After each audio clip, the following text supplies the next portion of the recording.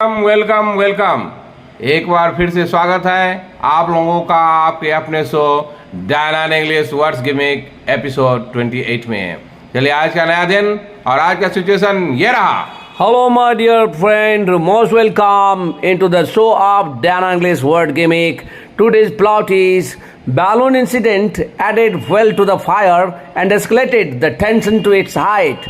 This incident on the eve of Beijing visit of Blinken has been postponed. It clearly shows Washington's outrage over the front.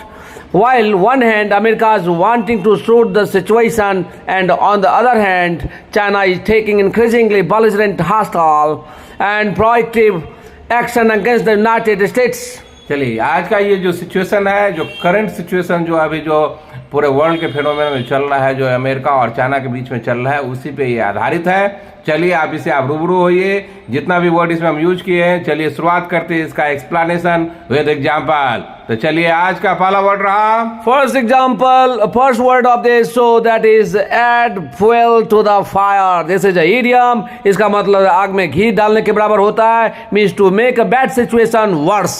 मान लीजिए कोई खराब situation चल ही रहा था, relation आपको पता ही है कि अमेरिका और चाइना के बीच में बहुत दिनों से अच्छा नहीं चल रहा है, लेकिन ये जो इंसिडेंट हुआ और मैंने नहीं बोलते हैं कि आग में घी डालने का काम किया, मैंने बहुत तेजी से खराब किया। इसी को हम बोलेंगे add fuel to the fire. जैसे पहला एग्जांपल देखिए, China's activity added fuel to the fire between it and America. जैसे कि चाइना और अमेरिका के बीच में जो ये जो सिचुएशन हुआ, इंसिडेंट हुआ, ये आग में घी डालने का काम किया। दूसरा देखिए example, Commenting without knowing anything may add fuel to the fire.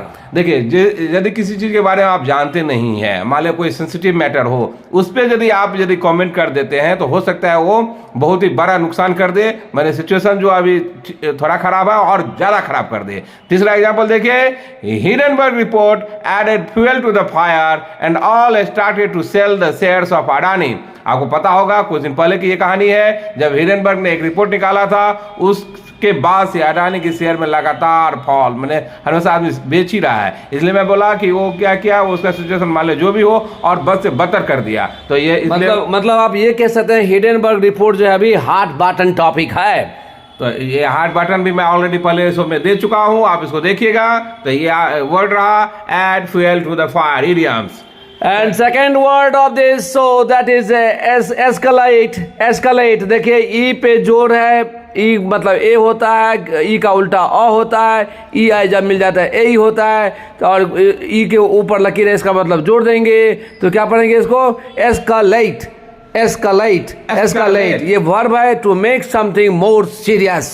मतलब कोई सिचुएशन को और सीरियस बना देना, तो इसी को हम बोलेंगे एस्कालेट। जैसे पहला एग्जांपल देखिए, supplying drone to Ukraine by Germany further escalated the war between Russia and Ukraine. जैसे आपको पता होगा कुछ दिन पहले की कहानी है, जर्मनी ने बोला कि मैं सप्लाई करूंगा, यूक्रेन को सहायता करूंगा।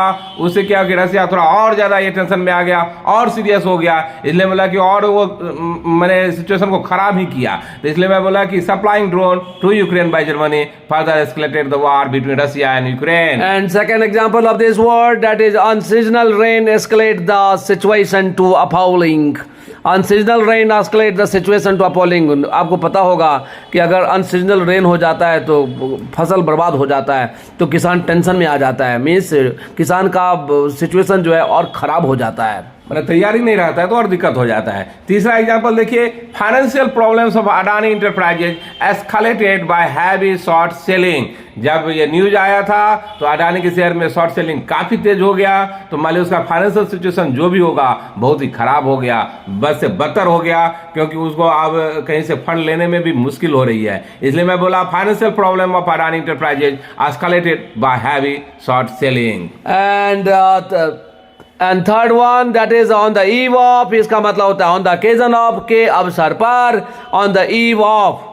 तो देखिए इसका पहला एग्जांपल देखिए, on the eve of Holi he went to village. जैसे अपने लोग बोलते हैं कि होली के अवसर पर वह घर गया, तो इसको बोलेंगे ऑन द ईव ऑफ। दूसरा एग्जांपल देखिए, And second example of this idiom, that is, he invited upwards of 50 people on the eve of marriage ceremony. He invited upwards of 50 people on the eve of marriage ceremony. एक बार upwards of को थोड़ा पहले डेलिनेट कर दिए क्योंकि इसमें समझ में नहीं आया। Upwards of means होता है अराउंड, ऑलमोस्ट, लगभग, करीब करीब। देखिए इससे पहले ऑलमोस्ट को यूज करते हैं, अराउंड को यूज करते हैं, लेकिन मेरे दोस्त आज से यूज कीजिए अपवर्ड्स ऑफ, क्योंकि देखिए हम लोग का ये डायनामिक इंग्लिश में एक पहले से ही कहना है, फिर मैं कह रहा हूं कि मैं जो वर्ड दे रहा हूं वो तो दे ही रहा हूं, लेकिन एग्जाम्पल में भी बहुत सारे वर्ड आएगा, उस पर भी आप थोड़ा ध्यान दीजिए। तो इसका अर्थ हुआ he invited upwards of 50 people on the eve of marriage ceremony. मान लीजिए शादी है, उसके अवसर पर 50 आदमी को आमंत्रित किया, लगभग, तो इसलिए मैंने लगभग 50 आदमी को आमंत्रित किया। यदि जब वो फिगर कोई फिक्स ना हो, माने जरा अराउंड होता है, लगभग में होता है, तो उसको बोलेंगे अपवर्ड्स ऑफ। तीसरा example, the flag was hosted on the eve of 26 जनवरी। जैसे आपने लोग जानते भी हैं कि 26 जनवरी को रिपब्लिक डे होता है, उसके अवसर पे अपने लोग झंडा का ध्वजारोहण करते हैं, इसलिए बोले the flag was hosted on the eve of 26 जनवरी। चलिए आज का फोर्थ वर्ड रहा, that is postpone, POSTPONE, postpone. देखिए पी के ऊपर जोर है, ओ यू को औ पढ़ते हैं, पोस्टपोन। क्या पढ़ेंगे? Postpone, that is a verb. इसका मतलब होता है कैंसिल समथिंग, मतलब कोई कुछ होने वाला था उसको बंद कर देना, स्थगित कर देना। देखिए एग्जाम्पल से आप थोड़ा देखिए क्या इसका एग्जैक्ट यूजिंग होता है। Due to paper leak exam has been postponed. जैसे देखिए एग्जाम का जो पेपर लीक हो गया था, इसलिए उसको क्या किया कि कैंसिल कर दिया गया। और ड्यू टू का मतलब होता है के कारण। ड्यू टू माने के कारण, मतलब पेपर लीक के कारण एग्जाम जो है स्थगित कर दिया गया। दूसरा एग्जांपल देखिए, in the wake of bad weather he postponed his programme. मान लीजिए कोई जाने वाले थे, कुछ प्रोग्राम होने वाला था, कुछ करने वाले थे, लेकिन खराब वेदर मौसम के चलते उसको पोस्टपोन कर दिया गया, कैंसिल कर दिया गया। ये हम लोग बोलते भी है, तो उसको देखिए। और ये आपको बताया जा चुका है कि इन द वेक ऑफ मीन्स होता है के ठीक पीछे, means following, that is in the wake of. In the wake of bad weather, he postponed his program. And third example देखिए, the marriage was postponed until March. The marriage was postponed until March. मैंने मार्च तक के लिए शादी को टाल दिया गया, कैंसिल कर दिया गया, स्थगित कर दिया गया, उसी को बोलेंगे the marriage was postponed until March। चलिए आज का फोर्थ वर्ड रहा, आउटरेज। देखिए ए के ऊपर लकीर है, इसका मतलब ए यू जब होता है औ होता है, तो इसको औ, आउट ऐसे पढ़ेंगे। और ई आई होता है ए, और मैं आपको बताया था डी और वो जो 3 जैसा है, 3 जैसा जो है, अगर दोनों साथ में आएगा तो जो होता है सिंपल होता है, मीन्स आउटरेज। क्या पढ़ेंगे? आउटरेज। आउटरेज ये दैट इज अ वर्ब, इसका मतलब होता है extremely shock and anger. outrage. First example of this word, that is people were outraged by the statement of minister. मान लीजिए मिनिस्टर से आपने कोई ऐसा स्टेटमेंट दे दिया जिसे आदमी पूरे गुस्से में आ गया, एकदम पूरा एंगर में आ गया, तो और कभी कभी ये हो जाता शॉक भी हो गया, ये क्या बोल दिए। तो इसी को हम बोलेंगे people were outraged by the statement of minister. दूसरा एग्जाम्पल देखिए, close collaboration of Ukraine with NATO outraged रसिया। आपको पता है कि यूक्रेन जो है नाटो का हिस्सा बनने वाला था, इसी पे रसिया काफी ज्यादा गुस्से में आ गया, उसको एंगर से भर गया। इसीलिए ये जो अभी जो वार का सिचुएशन जो क्रिएट हुआ, कारण यही है। And third example of this verb, that is due to Pulwama attack, people of India outraged towards Pakistan. ये इंसिडेंट को आप याद कीजिए, जब ये पुलवामा घटना हुआ था तो पूरा इंडिया का नागरिक एक एक बच्चा पूरा गुस्सा गया था, पूरा गुस्से से भर गया था, शौक ये पाकिस्तान की तरफ, क्योंकि ये क्या हो गया। तो फिर उसका हम लोग जवाब भी दिए, लेकिन मैं एग्जाम्पल के तौर पे आपको दिखाया, क्योंकि जो इंसिडेंट हुआ है अपने आसपास में, उससे यदि मैं एग्जाम्पल दूंगा तो आप अच्छे से कोरिलेट कर पाएंगे और आप यूज भी कर पाएंगे। तो चलिए बिना next word of this show, that is upfront. देखिए ई का उल्टा ये होता है अ, एफ के ऊपर लकीर है, इसका मतलब एफ पे जोर देना होगा, और पेट कटा हुआ ए है, इसका मतलब अ पढ़ते हैं, अप फ्रंट। क्या पढ़ेंगे? Up front. फ पे जोर देना है, up front, up front. This is a verb, इसका मतलब होता है फील इंसल्टेड और हर्ट। मान लीजिए आप अपने को लज्जित महसूस करते हैं, कोई इंसल्ट कर दिया, आपको हर्ट मैंने दुखी हो जाते हैं कि नहीं ये मुझे ज़्यादा अपमान किया, अपमानित जो महसूस करते हैं उसी को बोलते हैं अफ्रंट। जैसे पहला एग्जांपल देखिए, USA was affronted by China's action. अभी जो चाइना का जो एक्शन हुआ उसे ये यूएसए को लगा कि मुझे ये इंसल्ट कर दिया गया है, इसलिए मैं इसमें एग्जांपल के तौर पे दिया, USA was affronted by China's action. And second example of this verb, that is demonetization affronted many wrongdoers. Demonetization affronted many wrongdoers. देखिए जब डिमोनेटाइजेशन का केस हुआ था उस समय आप बहुत बातें बहुत के मुंह से सुने होंगे, लेकिन मैं ये बोल रहा हूँ जो ईमानदार आदमी था उसके लिए डिमोनेटाइजेशन तो वरदान के रूप में आ गया, लेकिन जो गलत काम करता था, जो केवल कैश में ही डील करता था, रॉन्ग डूअर्स, उसके लिए बहुत परेशानी का सबक हो गया, वो बहुत हर्ट हो गया, बहुत प्रभावित हुआ डिमोनेटाइजेशन के कारण। और जब ये नॉन होता है तो इसका अर्थ होता है एन एक्शन और remark by which someone feel insulted, means वही होता है लेकिन इसका यूजिंग देखिए एक बार। An example as a noun, that is Nitin Gadkari considered Kejriwal's allegation as an affront. आप याद कीजिए जब केजरीवाल जी उस समय केवल एलिगेशन ही सभी पे लगाते थे तो बहुत नेतागण उस पर ध्यान नहीं दिया, लेकिन नितिन गडकरी जी जो पूरा ही आप भी मानते हैं, दुनिया मानता है कि बहुत ईमानदार आदमी है, तो उन्होंने उसको बहुत ही अपमानित महसूस किया और उसके आगे फिर वो आगे उसको फॉरवर्ड भी किए थे, केस भी लड़े थे। इसलिए मैं बोला कि Nitin Gadkari considered Kejriwal allegation as an affront. चलिए आज का 7th वर्ड रहा, That is सूद। देखिए यू के आगे दो बिंदी है, इसका मतलब दुर्गु हो गया, ऊल थोड़ा लंबा करके बोलना पड़ेगा, और ये छोटा वाला एस है, इसका मतलब दंश, इसमें हवा नहीं निकलेगा, सूद सूद सूद। दिस इज अ वर्ब, इसका मतलब होता है टू मेक समवन काम, CALM L साइलेंट काम पढ़ेंगे, WALK L साइलेंट वॉक पढ़ेंगे। मान लीजिए कोई टेंशन में हो, कोई रोता हो, कोई बिलखता हो, थोड़ा खराब सिचुएशन से गुजरता हो, उसको शांत कर देना, थोड़ा नहीं ढाढ़स बनाना, नहीं ठीक हो जाएगा, उसी को हम बोलते हैं सूद। जैसे पहला एग्जांपल देखिए, to soothe the situation is paramount, मैंने सिचुएशन को शांत करना ये सबसे पहला प्राथमिकता होना चाहिए, होता है, इसलिए मैं बोला तो to soothe the situation is paramount. Paramount का भी अर्थ समझते हैं, इंपोर्टेंट। दूसरा एग्जांपल देखिए, and second example of this word, that is please soothe the crying child, मतलब जो रोता हुआ बच्चा है उसको चुप कराना, शांत कराना, दैट इज सूद।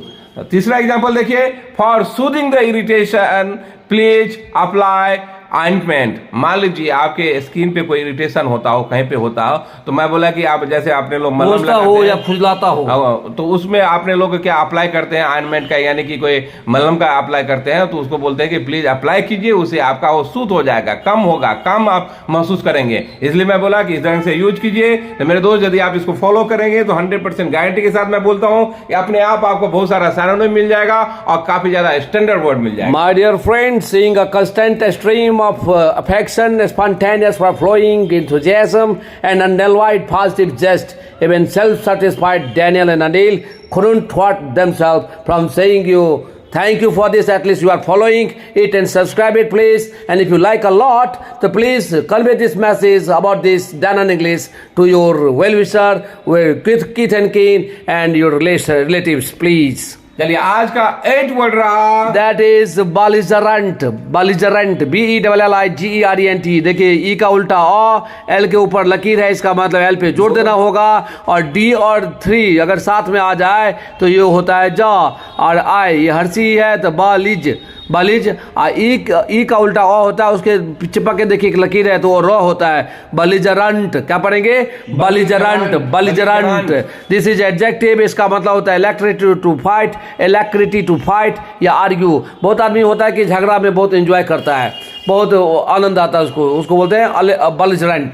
और अलैक्रिटी का होता है तो ईगर, जैसे इच्छा होता है, तो वही अलैक्रिटी का भी अर्थ यही होता है। तो जैसे एग्जांपल के तौर पे देखिए पहला, belligerent statements are made from both sides. मान लीजिए दो साइड था, जो ग्रुप होगा उसमें बीच में दोनों उकसाव जो मैंने स्टेटमेंट दिया जाता है, झगड़े बढ़ाने का जो आर्गुमेंट करने का जो स्टेटमेंट दिया जाता है, उसी को मैं बताया, belligerent statements are made from both side. दूसरा एग्जांपल देखिए, due to his belligerent attitude he couldn't maintain in his relationship, मान उसका झगड़ाओ जो आदत था, छोटे छोटे बात पे भी वो झगड़ा करने लगता था, इसलिए वो कोई भी रिलेशनशिप को मेंटेन नहीं कर पाया, कोई रिलेशन को मेंटेन नहीं कर सका। And the third example of this adjective, the belligerent countries are facing with the front of foreign investment. देखिए स्वाभाविक है, यदि जो देश केवल झगड़े के पीछे ही लगा रहता है तो फाइनेंशियल इस सब पे कोई ध्यान नहीं देता है, तो कोई भी फॉरेन इन्वेस्टमेंट जो आता है उसमें पैसा नहीं लगाता है। इसलिए मैं बोला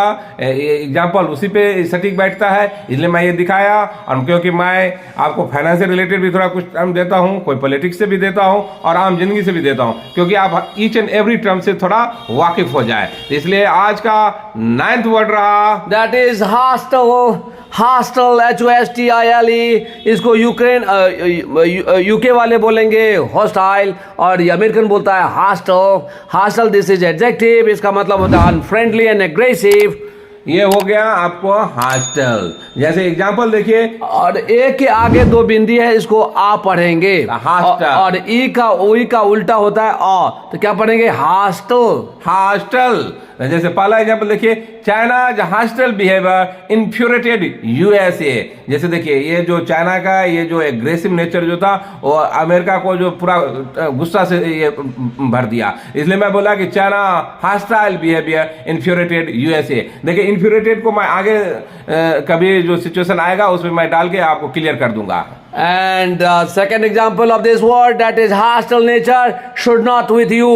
देखिए एग्रेसिव नेचर सही है, अनफ्रेंडली नेचर लेकिन अच्छा नहीं है, लेकिन इसलिए मैं बोला कि अनफ्रेंडली नेचर नहीं रखिए, वो आपके लिए अच्छा नहीं है, नहीं रहना चाहिए आपके साथ। और दूसरा जब ये अर्थ होता है, मान लीजिए ये तो हुआ अनफ्रेंडली एंड एग्रेसिव, और दूसरा अर्थ भी होता है, इसका अर्थ होता है कि नॉट एप्रोप्रिएट फॉर लिविंग और ग्रोइंग। मान लीजिए कोई जगह हो, कोई सिचुएशन ऐसा हो कि वो रहने के लिए, अच्छा करने के लिए, ग्रो करने के लिए, डेवलपमेंट के लिए अच्छा नहीं है, उसको जब हम यूज करेंगे उसको भी हम करेंगे हॉस्टाइल। जैसे एग्जांपल देखिए, Siberia has hostile weather condition. जैसे साइबेरिया का नाम सुने ही होंगे, बहुत ही कोल्ड रहता है, एक्सट्रीम कोल्ड रहता है, इसलिए वहां पे जिंदगी होना बहुत ही मुश्किल है। इसलिए मैं बोला वो एप्रोप्रिएट नहीं है लिविंग के लिए, इसलिए मैं एग्जांपल पे दिया। तो इसलिए इससे पहले आप यूज करते होंगे बहुत हल्के हल्के वर्ड से, मेरे दोस्त यूज कीजिए hostile. And final word of this show, that is proactive. Proactive, that is PROACTIV। AU को O पढ़ते हैं, A और E जब साथ में आता है that is A, उसके ऊपर आपको जोड़ देना होगा। This is adjective, इसका मतलब होता है intended to cause change rather than waiting for change. This is proactive। मान लीजिए आप पहले सिचुएशन को पहले ही भांप लिए, तो पहले से ही आप उसके लिए तैयारी कर लिए, ये नहीं कि जब सिचुएशन आपको कंपेल करेगा उसके बाद आप करेंगे, ये नहीं। तो इसको बोलते हैं कि एक्शन पहले ही हम इसके लिए सोच लेंगे, कर लेंगे, और जो चीज हो ही ना हो उसी को हम बोलते हैं प्रोएक्टिव। जैसे पहला एग्जांपल देखिए, PM Modi's proactive action produced good result at the front of controlling corona। जैसे आप भी वाकिफ है, पूरा दुनिया वाकिफ है कि PM मोदी जी के प्रोएक्टिव एक्शन के कारण ही, उनका एक्शन जो था बहुत ही प्रॉम्प्ट था, प्रोएक्टिव था, जो फैले उससे पहले ही इस पे कंटेनमेंट पे काम किए, वो बहुत ही अच्छा रिजल्ट भी दिया। दूसरा एग्जांपल देखिए, In order to do excel, you should be proactive, not reactive। यदि आपको अच्छा करना हो जिंदगी में तो आपको पहले से आपको भांप लेना चाहिए कि किस तरह का ये चेंजेस करना चाहिए, अपने में तब्दील करना चाहिए सिचुएशन से फाइट करने के लिए। ये नहीं कि नहीं हुआ तो आप रिएक्टिव हो जाते हैं कि वो ये था, मैंने आप बोलते कि नहीं ये ठीक नहीं था, वो नहीं था, रिएक्टिव मत होइए, प्रोएक्टिव होइए। तीसरा एग्जांपल देखिए, proactive measures are required for enhancing knowledge of English। Proactive measures are required for enhancing knowledge of English. अंग्रेजी का नॉलेज अगर बढ़ाना है तो आपको प्रोएक्टिव मेजर लेना होगा, क्योंकि इंग्लिश के लिए आदमी बोलता है कि मैं ये करूंगा, लेकिन प्रॉपर एक्शन नहीं लेता है। मेरा ये कहना है कि आजकल के कॉम्पिटिटिव युग में यदि इंग्लिश का नॉलेज नहीं है तो सर्वाइवल में भी दिक्कत होगा। जब आप ये सिचुएशन जानते हैं तो पहले से ही उसका तैयारी कीजिए, प्रोएक्टिव एक्शन लीजिए। आप बाद के लिए वो वेट मत कीजिए, जब आप मान लीजिए उसके आधार पर कहीं पे छट जाते हैं, यदि जॉब नहीं मिलता तब आप बोले वो इंग्लिश ही बहुत जरूरत है, इंग्लिश यदि आता तो मैं ये कर लिया रहता। ये सिचुएशन मत आने दीजिए। My dear friend, 10 times I said, still I am saying, Throw caution to the wind, nothing will be will o' the wisp. Pay heed on what is said by Dan on English. मुझे लगता है कि each and every इसमें जितना भी word था, idioms वगैरह जितना भी था, मैं पूरा एक्सप्लेन कर दिया हूँ विथ एग्जांपल। चलिए एक बार फिर से मैं सिचुएशन पढ़ देता हूँ। Balloon incident added fuel to the fire and escalated the tension to its height. This incident on the eve of beijing visit of Blinken has postponed. It clearly shows Washington's outrage over the front. While one hand America is wanting to soothe the situation, and on the other hand China is taking increasingly belligerent, hostile and proactive action against the United States. चलिए इस पे आप work कीजिए, अपना situation बनाइए। तब तक के लिए बाय बाय।